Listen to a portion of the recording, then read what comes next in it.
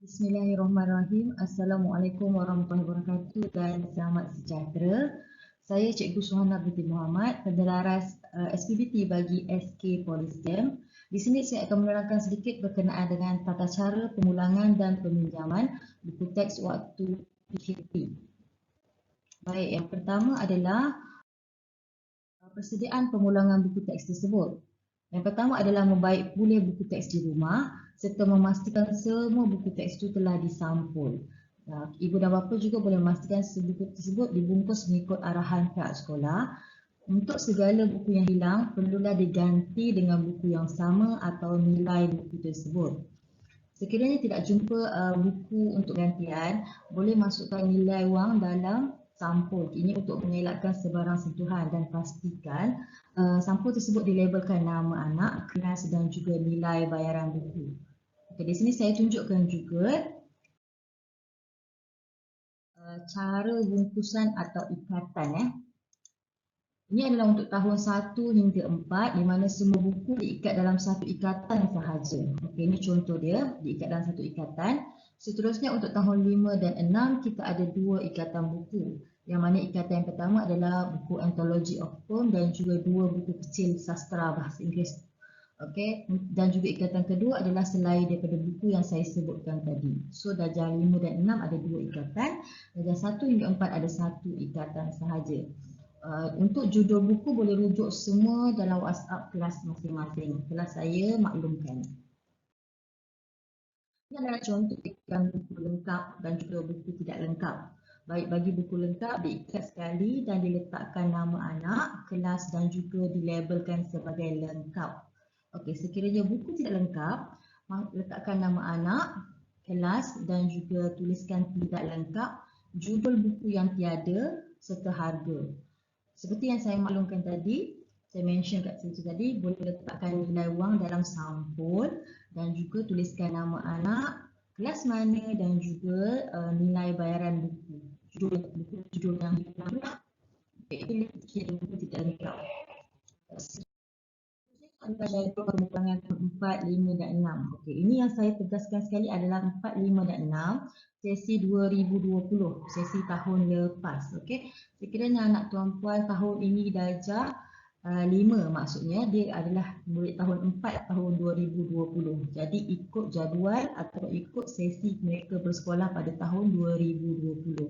Elakkan salah membaca jadual pemulangan. Kita pastikan ikut tarikh, hari, kelas dan juga masa pemulangan.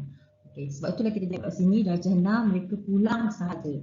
So mereka tidak terlibat dengan sebarang peminjaman untuk tahun 2021 ini. Ini adalah jadual pemulangan tahun 1, 2 dan 3. Kita hanya akan mula pada 2 Februari sehingga 9 Februari. Okey, boleh rujuk di sini.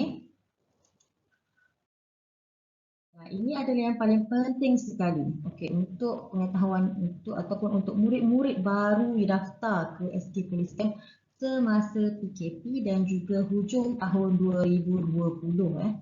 Okay, saya mention lagi sekali murid baru yang daftar semasa PKP hujung tahun. Okey, PKP hujung tahun ni kita bermula daripada November dan juga Disember 2020.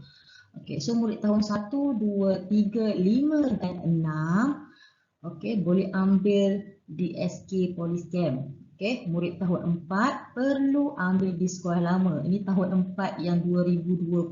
Okey, mereka adalah buku semakan KSSR baru. Okey, perlu ambil di sekolah lama.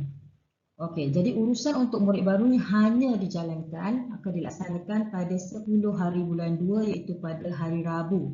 10 hari bulan 2 2021 di tempatnya di bengkel RBT masa jam 9 pagi hingga 12 tengah hari. Okey, saya mention lagi sekali ini adalah untuk murid baru yang masuk pada hujung tahun bulan November dan bulan Disember 2020. Okey. Hadir hanya pada hari Rabu 10 hari bulan 2 di bengkel RBT 9 pagi hingga 12 tengah hari.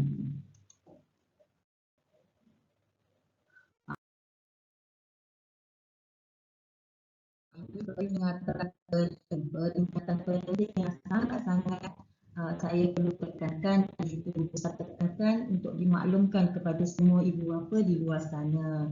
Yang pertama adalah hanya seorang wakil sahaja yang boleh masuk, ibu atau bapa atau penjaga, seorang sahaja.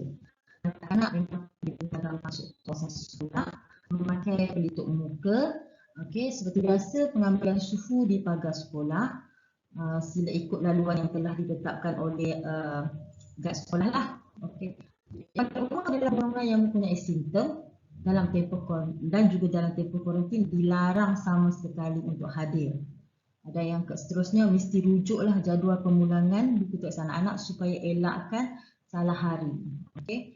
Serta beratur mengikut tanda yang telah ditetapkan.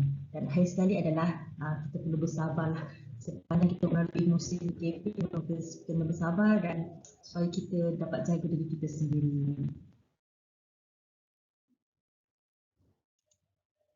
So, dan terakhir sekali, let's fight for COVID-19 together. Sekian, terima kasih daripada unit SPD FK Polychem. Stay safe, stay at home and kita jaga kita.